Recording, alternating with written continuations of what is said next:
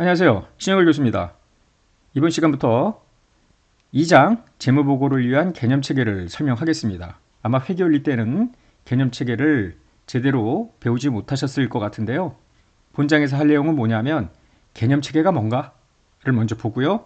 일반 목적 재무보고의 목적, 재무정보는 유용해야 되는데 유용하려면 어떤 질적 특성을 가져야 되는가. 한편 재무제표와 보고기업을 간단하게 보고요. 본장에서 가장 중요한 거는 재무제표의 요소를 어떻게 인식하고 측정하는지 이 다섯 번째 토픽이라고 보면 되겠습니다. 회계원리 시간에 자산부채 자본 수익 비용에 대한 깊이 있는 내용은 아마 건너뛰었을 거예요. 전부 이제 중급회계 수준인데요. 이 중급회계 입문에서 2장 특히 이 내용을 가장 중요하게 다룰 거고요.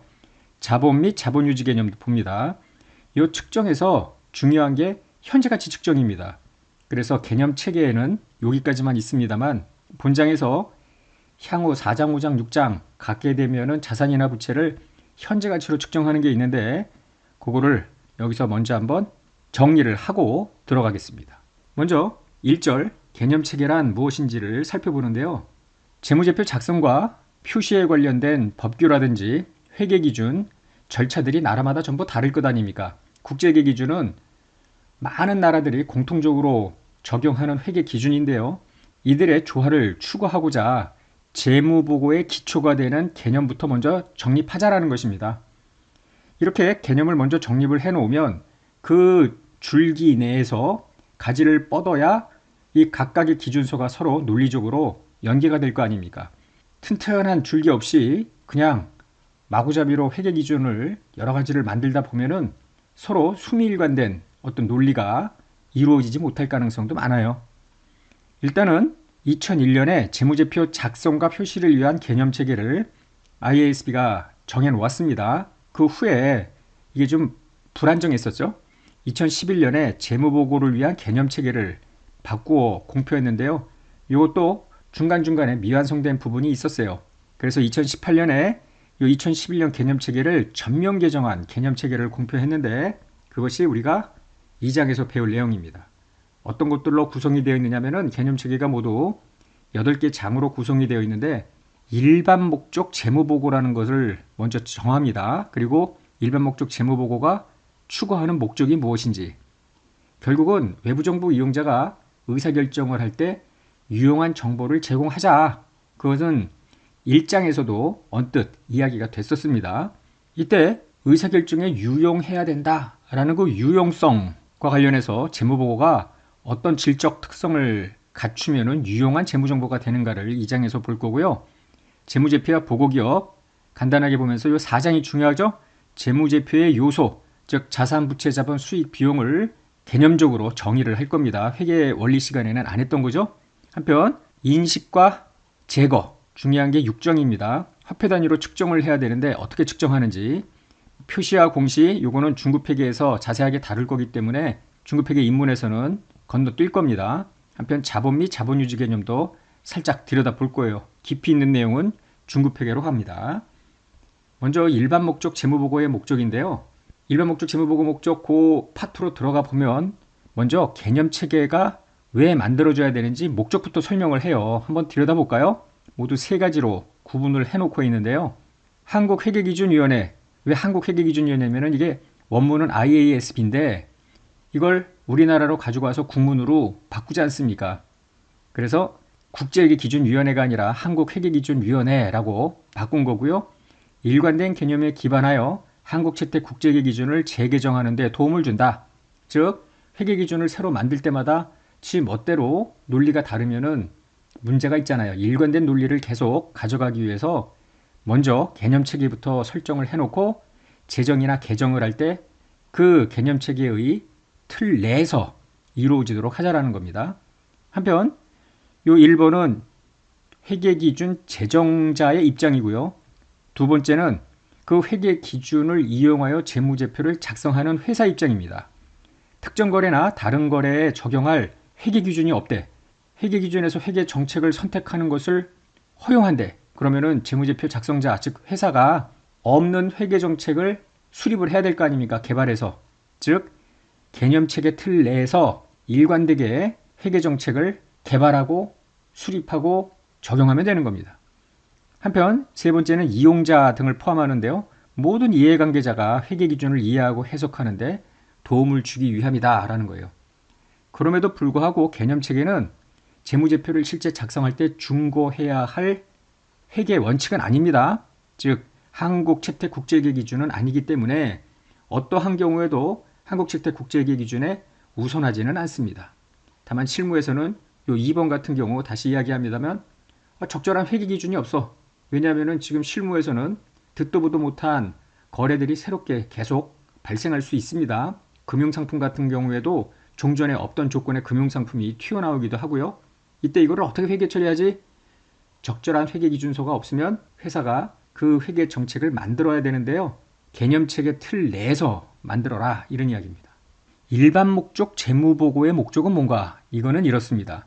정보 이용자의 의사결정에 유용한 정보를 제공하자라는 것은 재무회계가 추구하고자 하는 최우선의 목적이에요. 이때 정보 이용자, 특히 이제 외부 정보 이용자인데요. 유저들이 상당히 많잖아요. 백인 백색이라고 이 각 유저들의 정보 욕구에 맞춘 형식으로 회계 정보를 제공할 수 있을까? 만약에 그것이 가능하다면 그게 소위 특수목적 재무보고예요. 다양한 정보 이용자의 다양한 욕구를 충족시키기 위해서 맞춤 형식으로 재무보고를 하는 건데 여기에 문제가 있어요. 만약에 100가지 욕구를 충족시키기 위해서 100가지 상이한 회계 정보를 만들어 제공을 한다면 제공에 따른 코스트가 엄청나겠죠? 더 나아가서 맞춤 형식의 재무보고를 한다고 하여 그 이용자가 정말로 의사결정에 도움을 받았는지는 모를 일 아닙니까? 그래서 어떻게 하느냐면요. IFRS는 요 유저들 중에서 프라이머리 유저, 주요 이용자를 먼저 선정을 해요. 그거를 투자자, 쉽게 이야기하면 주식회사의 주주들을 말하죠. 현재 투자자, 미래 투자자, 대여자, 자금을 공유하는 금융기관 같은 경우입니다. 이 투자자, 대여자가 여러 유저 중에 가장 대표적인 이용자고요. 투자자, 대여자의 니즈에 맞는 정보를 제공하면 나머지 여타 유저들도 다 만족을 할 것이다 라는 개념에 기초하는 것입니다. 이거를 바로 일반 목적 재무 보고라고 하는 거예요. General Purpose Financial Reporting입니다. 현재 및 잠재적 투자자, 대여자, 기타 채권자 의사결정에 유용한 정보를 제공하는 것이죠. 그림을 가지고 한번 설명을 해볼게요.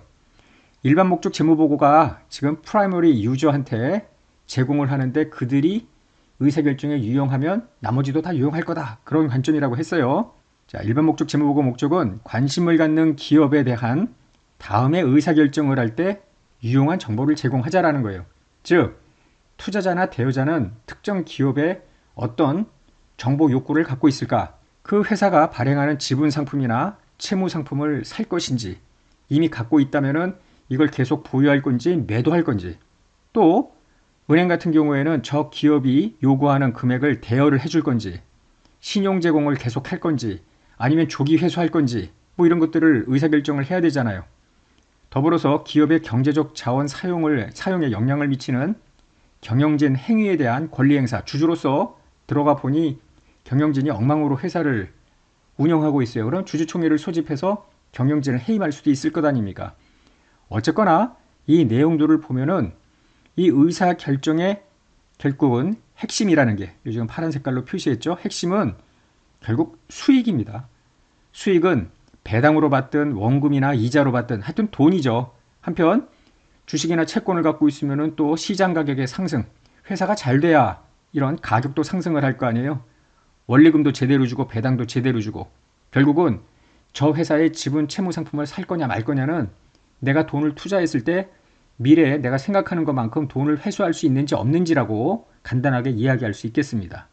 그러면 이 수익에 대한 기대는 어떤 평가에 달려 있느냐라는 건데요. 미래 돈이 얼마만큼 들어올지, 금액 언제 들어올지, 100% 들어올지 불확실성 요구하고요. 경영진의 수탁 책임. 경영진은 대리인이잖아요. 주주는 따로 있고 주인은. 그래서 경영진이 주주로부터 위임받은 경영권을 행사하는 그 자기의 책임을 다 했는지에 대한 평가 여기에 달려 있습니다. 이게 제대로 된다면 수익은 많다고 보여주고 결국 위에 가서 더 사야지, 계속해서 대여를 해줘야지, 뭐 이런 의사결정을 할 거 아닙니까? 그래서 미래 순현금 흐름의 금액 시기 불확실성, 수탁책임, 이 두 가지가 핵심 의사결정입니다. 그러면 이런 걸 평가하기 위해서 어떤 정보가 필요하냐라는 거예요. 기업의 경제적 자원, 청구권, 경제적 자원과 청구권 변동에 대한 정보. 경제적 자원이라면 자산입니다. 청구권은 부채 자본을 말해요. 자산 부채 자본 변동에 대한 정보, 즉 수익 비용뿐만 아니라 자금 조달에 대한 정보. 이게 바로 재무상태표나 포괄 손익계산서를 통해서 전달해주는 정보 아닙니까? 한편 더불어서 경영진이 수탁 책임을 얼마나 효율적, 효과적으로 이행했는지에 대한 정보까지 보여주면 주요 이용자는 의사결정에 아주 유용하게 도움을 받을 것이다. 이런 전제가 깔려 있는 겁니다. 지금 유용한 정보라고 했는데요. 결국은 일반 목적 재무보고가 제공하는 정보, 좀 전에 보았던 경제적 자원 청구권, 청구권의 변동에 대한 정보라고 했는데요. 이게 바로 보고기업 경제적 자원과 보고기업에 대한 청구권, 그 다음에 변동시키는 거래, 그 밖에 역량인데 이것이 바로 자산부채 자본 첫 번째 거 재무상태표를 통해서 보고가 되겠고요. 보고기업의 경제적 자원과 청구권을 변동시키는 거래, 대표적인 게 회사가 얼마나 이익을 남겼느냐는 거 아닙니까? 영업활동을 통해서 수익이 얼마고 비용이 얼마고, 즉 재무성과에 대한 정보 포괄손익계산서를 통해서 확인할 수 있겠고요. 그 밖의 사건이라면 자금 조달에 대한 정보인데요. 자본변동표, 현금흐름표를 통해서 제공할 수 있겠습니다. 좀 더 구체적으로 들어가 보면 경제적 자원과 청구권에 대한 정보, 즉 회사가 갖고 있는 자산, 채권자 혹은 주주가 회사의 지분에 대한 청구권자 아닙니까? 이거에 대한 정보인데요. 자산부채 자본을 제대로 제공을 해 주어야 외부정보 이용자가 그 기업의 재무적 강점, 약점을 식별하는데 도움을 받을 수 있겠다는 거죠. 보고기업의 유동성, 얼마나 유동자산이 많은지, 지급 능력, 유동부채에 비해서 유동자산이 많아야 회사의 차입금 지급 능력이 우월한 거 아닙니까? 추가적인 자금 조달의 필요성, 자금 조달의 성공 여부, 이런 것들을 평가하는데 도움을 받을 수 있겠다는 거죠. 한편 청구권의 우선순위와 지급 요구 사항에 대한 정보, 크게 채권자 청구권, 자기자본, 즉 자본에 대한 청구권 두 가지가 있을 거 아니에요. 우선순위는 채권자 청구권이 먼저죠. 자녀 지분에 대해서 주주 지분에 대한 배당이 들어갈 거고요. 그래서 보고기업에 청구권이 있는 자들 간에 미래 현금 흐름 배분이 어떻게 이루어질지 예상하는 데도 도움을 줄 수 있겠다는 거죠. 경제적 자원과 청구권 변동에 대한 정보라면 대표적인 것이 재무성과입니다. 포괄 손익계산서를 통해서 제공이 되겠죠. 기업이 창출한 수익에 대한 정보, 이런 것들은 수탁 책임을 얼마나 효과적, 효율적으로 이행했는지를 보여주는 거겠죠. 한편 수익의 변동성 및 구성요소, 수익이 들쭉날쭉한 거랑 스테디하게 계속 올라가는 거랑 다르죠, 느낌이? 미래 현금 흐름의 불확실성을 평가하는 데 도움을 준다. 즉 스테디하게 계속 매년 상승하는 회사랑 올랐다 내렸다 하는 회사랑 비교해보면 이 후자의 미래 현금 흐름 불확실성도 높다고 볼 수가 있겠습니다. 과거 재무성과와 수탁 책임의 정보는 결국 미래 수익 예측에 도움이 되죠. 또한 이 회계 정보는 현금 기준이 아니라 발생 기준입니다. 이미 회계 올릴 시간에 배웠죠? 현금의 흐름과 상관없이 수익과 비용을 인식을 하는데요. 발생 기준을 적용할 때 인식하는 발생 및 이연 계정이라는 게 있죠. 발생 계정은 미수 수익, 매출 채권, 미지급 비용 이런 것들이 발생이고요. 이연은 선급 비용, 선수 수익 이런 것들이 이연 계정인데 미래 이익 예측에 도움이 되죠. 한편 재무 성과에 기인하지 않더라도 경제적 자원 및 청구권 변동에 대한 정보가 중요한데요. 이게 바로 자금 조달에 대한 정보 아닙니까? 자금 조달에 대한 정보, 얼마나 회사가 채무 상품이나 지분 상품을 발행해서 자금을 조달했는지, 그 다음에 보고기업의 경제적 자원과 청구권 변동 이유를 이해하는 데 이런 것들이 도움이 되겠죠. 현금 흐름표나 자본 변동표를 통해서 제공을 받습니다. 재무정보는 프라이머리 유저들이 의사결정을 하는데 유용해야 된다고 그랬죠. 그럼 도대체 어떤 질적 특성을 갖고 있으면 이 유용하지느냐라는 건데요. 일단 유용해지기 위해서는 반드시 목적적합해야 되고요. 뭐에? 의사결정에 목적적합하다는 이야기입니다. 나타내고자 하는 바를 충실하게 표현해야 비로소 유용해질 수 있겠습니다. 이게 근본적인 질적 특성인데요. 이 밑에 보강적 질적 특성은 네 가지가 있는데 비교 가능성, 검증 가능성, 적시성, 이해 가능성이 있다면 목적 적합성이나 표현의 충실성을 더욱더 보강할 수 있겠다. 그러면 유용성도 높아질 수 있겠다라는 건데 하나씩 이런 특성들을 살펴보겠습니다. 먼저 목적 적합성인데요. 목적 적합성은 어떤 회계 정보가 주어진 경우랑 주어지지 않은 경우랑 의사결정에 차이가 난다면 그 정보는 목적 적합하다고 보면 되겠습니다. 예를 들어서 은행이 특정 회사한테 지금 10억을 대출해 줄까 말 건가 고민을 하고 있는데 회계 정보가 없으니 참 망설여질 거 아니에요. 그때 회사의 재무제표를 보고 아, 대출해 줘도 되겠구나. 의사결정을 바꿀 수도 있을 것 아닙니까? 의사결정에 차이가 나도록 하는 질적 특성이 목적 적합성이에요. 목적 적합한 정보가 되기 위해서는 예측 가치와 확인 가치가 있어야 됩니다. 예측 가치란 다음 연도 손익이라든지 다음 연도 현금 흐름 예측에 도움을 받을 수 있는 정보라면 예측 가치가 있는 거죠. 더 나아가서 확인 가치란 뭐냐면 내가 이미 어떤 상황에 대해서 믿음을 갖고 있는데 이 정보를 보고 더욱더 강화시킨다든지 아니면 내가 알고 있는 믿음이나 기대를 변경시킨다든지 하면은 확인 가치가 있다고 보면 되죠. 여기서 예측 가치라고 할 때 그 정보 자체가 예측치나 예상치라는 의미가 아닙니다. 예측 가치라 하면 예를 들어서 내년 매출이 얼마가 될지 이럴 때 과거 3개년, 4개년 이렇게 과거 매출 자료의 트렌드를 보고 아 금년에는 또 오르겠네. 그리고 과거 자료 아닙니까?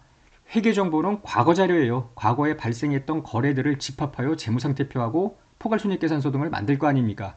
이 과거 자료가 미래 순이익이나 미래 매출액 예측의 투입 변수로 사용을 한다면은 그 과거 자료일지라도 예측 가치가 있다고 보면 되겠습니다. 한편 중요성이라는 것도 있는데요. 이거는 해당 기업의 특이한 측면의 목적 적합성으로 양적 중요성, 질적 중요성 모두 포함이 됩니다. 예를 들면 어떤 정보가 중요하냐 아니냐고 할 때 100만 원보다는 10억이 더 중요하겠죠. 양적 중요성. 그런데 100만 원은 그럼 소소한가? 그렇지 않죠. 예를 들어 회사의 내부 통제가 뭔가 잘못됐는지 100만 원의 횡령이 있어서 그러면은 금액이 설령 적더라도 이거는 상당히 심각한 내부 통제의 취약점 아닙니까? 따라서 중요성이라고 하면 이 두 가지를 모두 다 고려해야 되겠습니다. 충실한 표현은 세 가지가 필요한데요. 서술 자체가 완전해야 됩니다. 모든 정보를 빠짐없이 포함해라.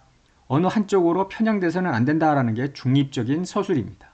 한편 에러가 있으면 안 되겠죠. 당연히 오류가 없어야 된다. 회계 정보에는. 이게 충실한 표현인데요. 근본적 질적 특성, 즉 두 가지를 적용하는 어떤 순서가 있어요. 근본적 질적 특성을 적용하기 위한 가장 효율적이고 효과적인 절차는 첫째, 보고 기업의 재무정보 이용자에게 유용할 수 있는 경제적 현상을 일단 식별을 해요. 이때 두 번째로는 가장 목적 적합하게 될 정보 유용을 식별을 하고요.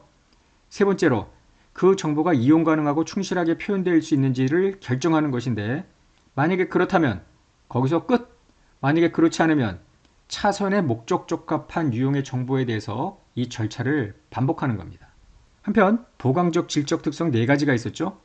비교 가능성이라는 것은 다른 기업과 재무제표가 비교 가능해야 되잖아요. 혹은 회사의 전년도, 전전년도, 과거년도하고 당해년도를 또 비교할 수 있어야 될 거 아닙니까? 이때 일관성이라는 것은 비교 가능성하고는 좀 다른 개념입니다. 일관성은 비교 가능성을 달성하는데 도움을 주는 어떤 수단이고요. 목표는 아니죠. 한편 통일성이라는 것은 비교 가능성하고는 완전히 다른 겁니다. 예를 들어 A기업, B기업이 있는데 이미 회계원리 시간에 배웠겠지만 재고자산 평가를 여기는 선입선출, FIFO로 해. 여기는 웨이티드 에버리지로 해. 그러면 이 두 기업 간의 비교 가능성은 요것 때문에 차이가 나죠? 그래서 어떻게 해야 되냐면은 회사가 어떤 단위원가 평가 방법을 적용했는지를 주석에 공시하라는 거 아니에요. 이 말이 즉 FIFO다 웨이티드 에버리지다 어느 방법을 적용했는지 모른다면 아무데도 공시를 안 한다면 정보 이용자는 그냥 절대금액 갖고 A기업, B기업의 재고자산 관련된 정보를 비교할 거 아닙니까? 이때 이런 비교 가능성을 획기적으로 높이고자 만약에 통일성 한다면은 모든 기업은 FIFO로만 한다. 모든 기업은 정액법으로만 생각한다. 이런 식으로 회계 기준을 만들어야 되는데요. 회사마다 처한 환경이나 어떤 특성이 다르니까 거기에다가 일률적인 하나의 회계 정책만 적용하도록 강제할 수는 없을 거 아니에요. 그래서 통일성은 의미가 없다라는 거죠. 한편 회계정책을 A라는 회계정책을 쭉 쓰다가 어떤 기간에 B라는 회계정책으로 바꾸는 거예요. 이게 회계정책의 변경인데요.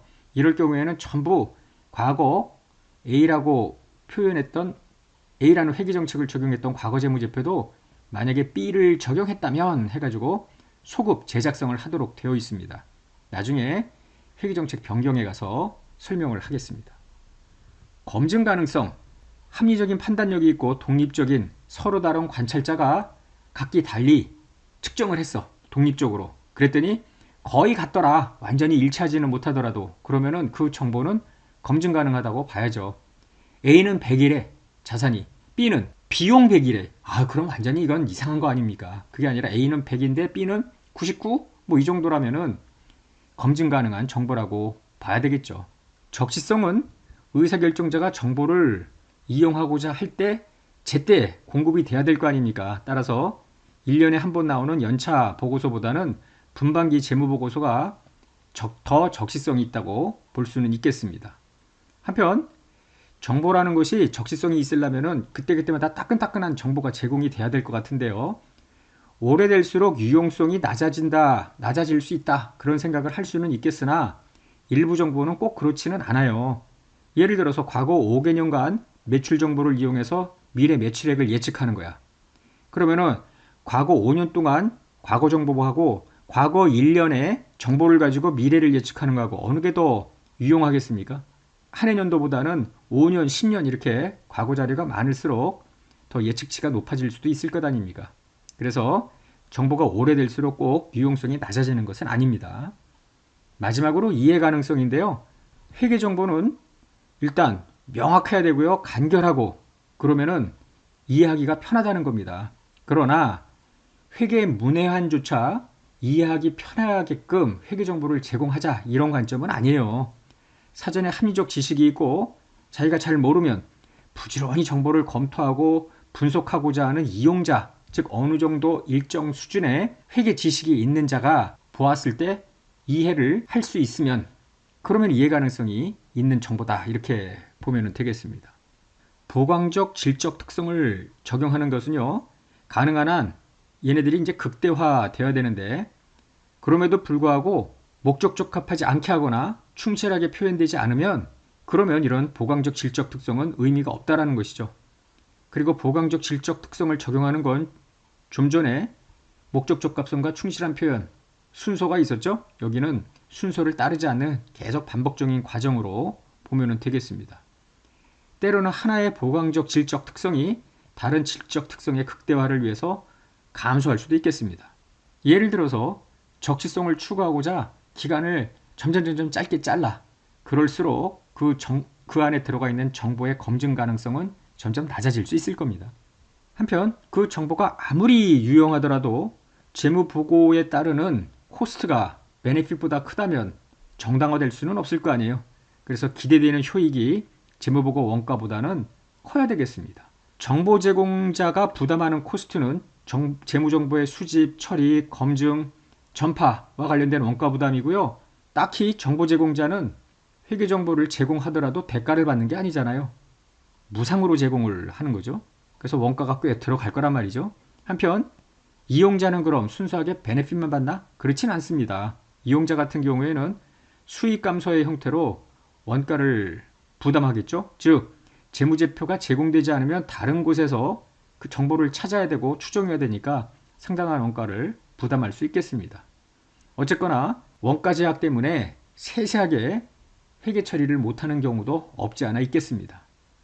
자, 2장 첫째 시간 이 정도까지 마치고요.